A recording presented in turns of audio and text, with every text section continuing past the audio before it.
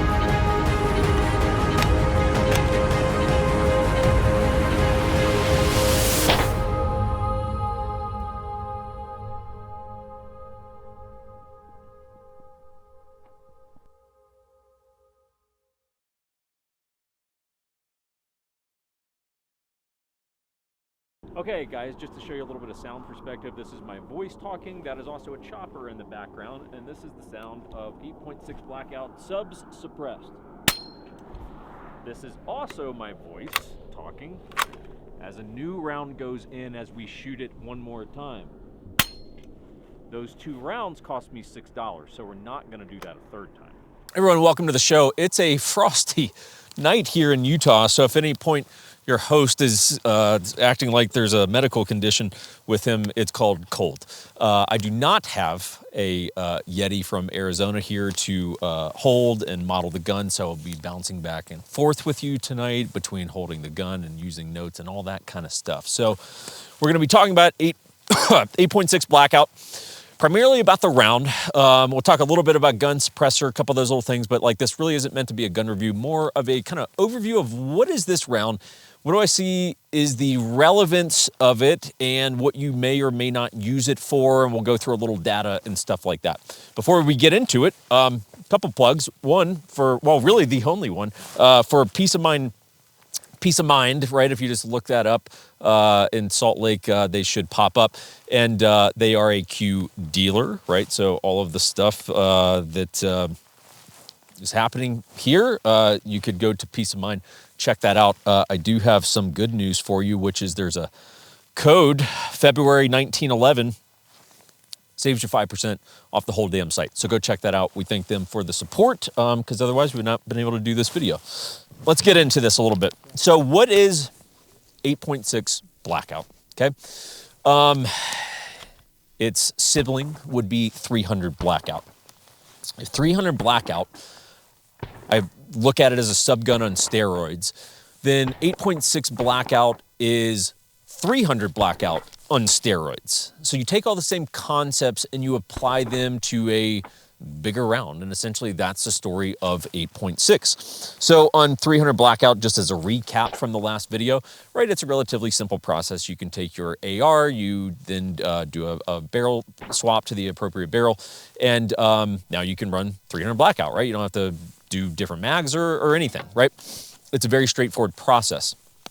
With 8.6, it's the same thing, but with AR-10s, right? So think AR-10s in relation to 8.6, much in the way that AR-15 relates to 300 Blackout, right? So you would take your AR-10 lower, right?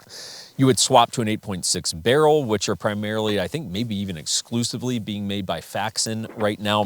And then you can run 8.6, either super or subs. The mags, right, you can either run 308 or 6.5 Creedmoor mags. But that's on the AR-10 system. If you're like, well, I don't want this in a gas gun, I want to run it in a bolt gun, then you would take any Remington 700 action. And again, barrel swap, 8.6 barrel, and now you can run 8.6. I'm going to fully tell you, heading into some of the stuff that we're going to talk about, I am neither a hunter. Well, I've been hunting unsuccessfully every time, but I do not consider myself a hunter, which is largely what this is designed for. I'm not a long-range shooter. I'm not particularly a bolt gun guy, but I will tell you that I've done, you know, a good amount of due diligence on this, multiple range trips, especially at the price of the rounds, to be pretty comfortable with where I'm at on the thing, just going into it, right? But point being, if I say anything where you're like, oh, nerd, that wasn't correct, relax, I'm conceding. I'm not a subject matter expert when it comes to long range stuff. But 8.6 Blackout, the round itself, utilizes 6.5 Creedmoor brass that is then necked down to accept a 338 projectile, okay? So you can shoot subs or supers on 8.6, just like 300.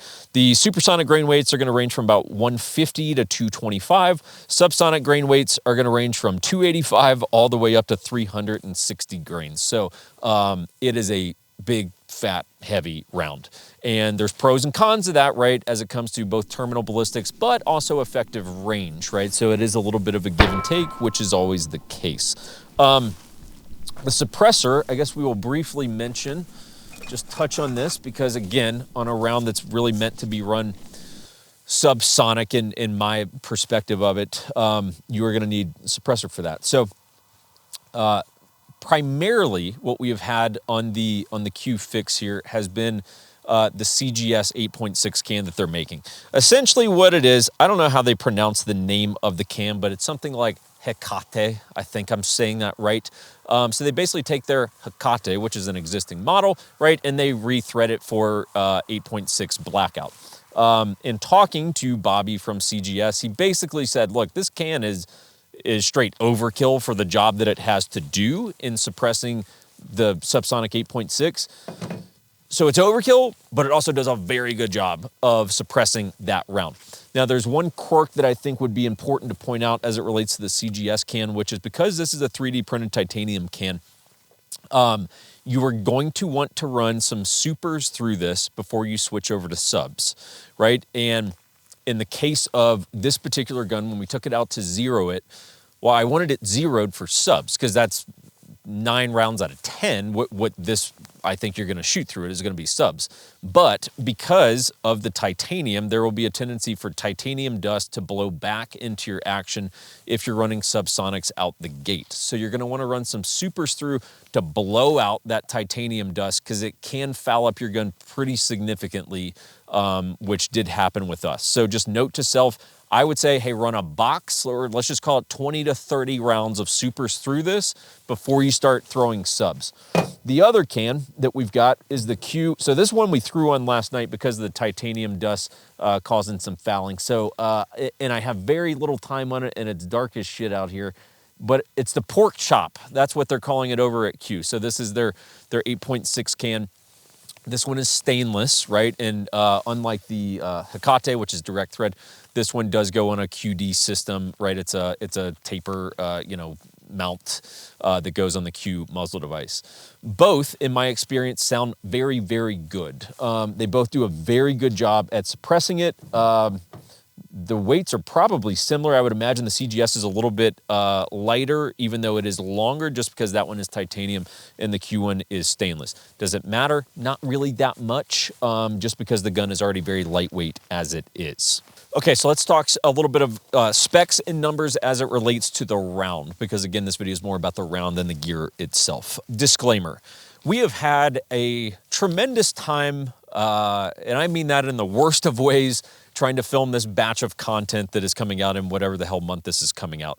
We're at the end of 3 days of filming now to get 4 videos. We normally do 8 videos in 2 days, and right now we're at 4 videos in 3 days. So point being, it's been a shit show, including today. One of the things we were gonna do today is I really wanted to get some range into this, 200 to 300 meters, to really test out what is the drop of the round, because that is something that, based on, I'm gonna give you numbers based on a ballistics calculator, but I don't have the real world data to back it up, because every time we have shot this, Mother Nature has basically said, not today, Syndicate guys, not gonna happen, right? So it's just been what it is this winter in Utah. So we've been running 338 grain subs through this. Primarily, the rounds that we've been running are from Firehole arms. I'm not gonna show you the front of the box out of fear of YouTube thinking that it's somehow offensive, but you can go look it up. Some numbers. Average speed at the muzzle of the Firehole rounds came out to 853 feet per second. Okay, we were able to magneto speed a few of those rounds, and that's what it came out to.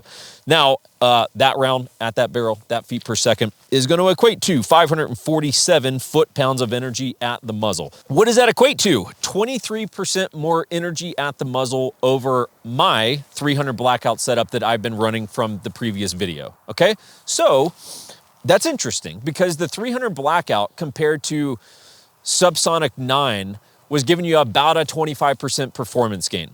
And the 8.6 Blackout compared to 300 Blackout is about the same, right? You're getting, let's just call it 20-something% energy increase.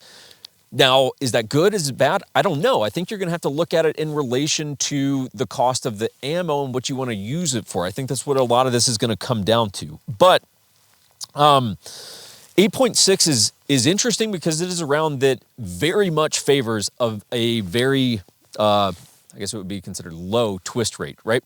So they found that 1 in 3 is like the magic twist rate on this, which is kind of amazing, because that means, hey, for every 3 inches of barrel, right, you get 1 rotation of the round, right? Assuming my understanding is correct, that is how the math of that breaks down.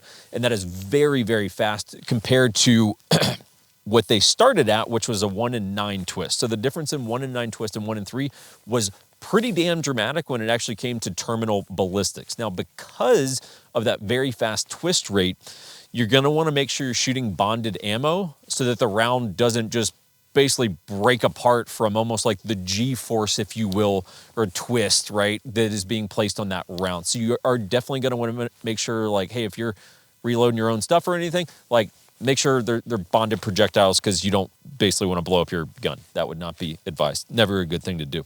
And here's where, again, that disclaimer of, hey, this is based on the ballistics calculator, not I've been able to confirm it, because I simply haven't been able to confirm it. But the bullet drop on 310 grain, okay, out of an 8-inch barrel, right, zeroed at 100 meters, once we get out to 200 yards, would be a 48-inch drop. That's pretty significant, right? At 300 yards, again, assuming the ballistics calculator is right, it would be a 147-inch drop. Now, that's pretty substantial, and that's gonna lead me to a couple of things I'll talk about in a couple minutes here, right? But I do think that is something that we should keep in mind. The gun itself is the fix from Q, right? That's not a new model, but the 8.6 Blackout obviously is. You know, again, the video is not really on the gun. These, to my understanding, come with 12-inch barrels. This one has been chopped down to 8. So this is a shortened barrel variant. I believe the one that you would buy would be a 12-inch, which, again, you can check out Peace of Mind. I think they do have some of these. It's very lightweight. It has that going for it. It is an interesting platform. The only, I guess, challenge that I've run into is what would appear to be a pretty significant amount of light primer strikes, where eventually I thought, hey, I think it might be the ammo. Like it, might be hard primers or machine gun primers was the theory we were operating on. So I swapped to a different manufacturer and ran their rounds and the same result. So there is quite a bit in the way of light primer strikes, but it ranges across varying grain weights and different manufacturers. So I don't know what quite, to make of that, but it is something of note, right? If I'm going to come here and bring you sort of an honest assessment of that. That's about as much as we will talk about the gun, just because, again, this is more about the round itself. We'll jump back into this momentarily, but for those of you that might be looking for a way to support the channel, one, we would love it, especially in this digital age of these platforms really making life very, very difficult for your creators. Hey, Patreon's a great way that you can do that. We've got a bunch of different tiers that get you cool perks and behind-the-scenes stuff and Q&As and all kinds of stuff, including private classes that we're beginning to host this year. Maybe pause for a moment. So anyway, guys, we really would appreciate your Patreon donations. As you can see, we can't even keep the damn lights on around, literally can't keep the damn lights on around here. So please consider that. Also, if you need real estate help, you can go to 1911syndicate.com. That would be a great way that you could support us. For those of you that have heard the damn real estate pitch in the last 200 videos and still don't understand it, we are real estate agents. That's actually what the business of the 1911 Syndicate is. Okay, let's get back into the damn video. So let's talk pros and cons. Kind of a classic thing is I have this one light that just blares upon me. So good energy and terminal ballistics out to a few hundred yards, right? It does have that going for it. Out to, even 500-600 yards, hey, that round is still hitting, right? Just because the velocity holds up pretty well to my understanding, and I have watched a handful of other YouTube videos from other creators, Alabama Arsenal, and I think there's a couple others, and just kind of going through it more in a controlled weather environment. But it's like, hey, the ballistics do hold up well over time, or over distance, so it has that going for it. Next one, it's insanely quiet. It is very, very quiet. That kind of thing where you're like, no, everyone please take your ears off right now because you have to hear how amazing this is. Spectacular sound. So if you wanted something that really suppresses sound very well, very, very good at that. Okay, so let's talk some cons. Number one, massive bullet drop. Massive bullet drop, really, especially once we start extending past a couple hundred meters. I do see that as being probably the biggest limiting factor aside from price, which we will discuss of this, right? Next, well, and I guess, maybe I'll linger on this for a sec. So this 8.6 Blackout, to my understanding, is largely being sort of advertised as a hunting round, right? And that's what it's being used for. I guess the challenge I would have, right, looking at that, is to say, because those subsonic rounds just keep going, just fucking keep going, you know what I'm saying? Because those rounds are just dropping out of the sky because of the weight and the velocity, you're gonna be limited on how far you can take ethical shots. And you will see it if you watch other videos that there's gonna come a point, and the point is not that far on distance, probably, I'm thinking it's about 400 meters-ish. It's going to depend on your scope and all that kind of stuff. But 400 meters-ish, where you're going to run out of mil adjustments in your scope. So if you say, hey, I'm taking a shot at 500, you're like, not ethically, you're not. Because at that point, you're just holding high, or you've got one of those mounts that actually adjusts the actual scope itself up, right? But I mean, even if, let's just say these numbers are accurate, and at 300 meters, that bullet's dropping 147 inches, you go, yeah, as long as you can dial that many inches inside of your scope, yeah, you could still take that shot. But I just think it's a consideration. So if we're going to go down the hunting path, hey, let's just say, well, what is the distance that we're ethically taking those shots? I just think it's at least a consideration. Next con, the other big one, cost of ammo. So cost of these rounds are about $3 a piece. And there's probably the tendency for some people to think, well, yeah, it's new and it's this new cool guy round, so of course it's $3 a round. And that's not why it's $3 a round. It's $3 a round because the components are simply expensive. In particular, the 338 projectiles. So with those always being high, because there are not cheap, certainly not cheap, good 338 projectiles, the cost of shooting this is probably always going to be around $3 a trigger pull. And that is a very, significant limiting factor, just because, hey, how you shoot a mag of 20, or, hypothetically, and you go, shit, man, that's a $60 mag. Like, it definitely is going to add up. Some final thoughts in terms of like, okay, who's this for? Who is it not for? I think the application is different than that of 300 Blackout. Part of what made 300 Blackout really interesting and kind of special is because it crossed a few different communities. There was not really a hunting application unlike this, so they really are different. 300 Blackout had the benefit of it had tactical application, right? It appealed to professional organizations who say, we would like to have a sub-gun size platform, but in a round that packs more of a punch, right? Better terminal ballistics that's still very, very quiet suppressed. You go, hey, the military is going to go, yeah, we're interested in that. Not as like a outfit the whole army, but for, again, specialty units, that is very useful. It's also useful inside of, obviously your average civilian who might go, hey, that makes a lot of sense for a home defense round. It could also be used in a case like the B&T SPR 300 Pro, for basically like a short range sniper rifle for something that's very quiet. Which, by the way, just as a frame of reference, I would say that the B&T SPR 300 is probably the closest thing sound-wise that I've heard to this. I mean, they're very, very close in terms of the sound that you're going to pick up from them. But 8.6 is different. I don't really see it having a lot of legs in the tactical community or the civilian, both professional and civilian. I really see it as that lightweight hunting round where you say, hey, I do hunts and I'm only really taking shots out to, I'm going to say 300, maybe 400 max, but like in that range.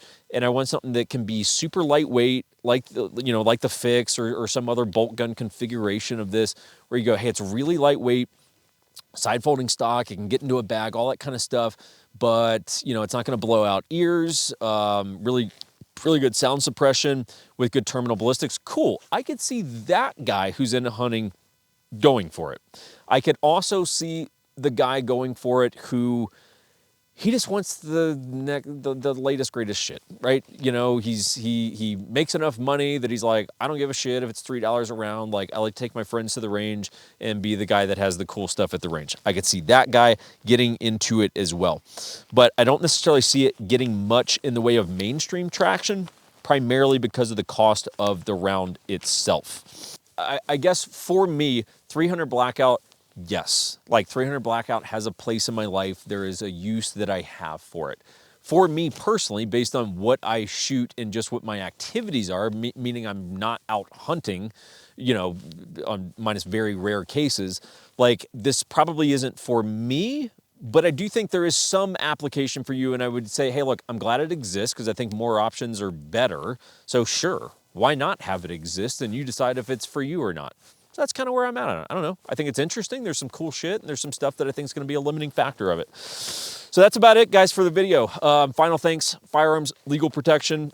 They sponsor our channel, and they do insurance both for like CCW stuff and like home defense. Basically, if you're in a legally justified shooting, they got you covered. Like, that's basically what it comes down to. And there's tiers that, if you travel a lot, right, you can do the mid-tier. What do they call that one? The individual premium. That one's like $22 a month. We've got a code for you guys. It's just $19.11, and it knocks the price of the service way down, right? So if you travel a bunch, do that one. If you're a hermit and you just stay home waiting for trouble all day like some weirdo, then maybe just do the basic one where you just sit, that one. Or if you got a family, right, and the kids are packing heat, then, you could do the family plan. But that's about it, guys. Hope you are doing well.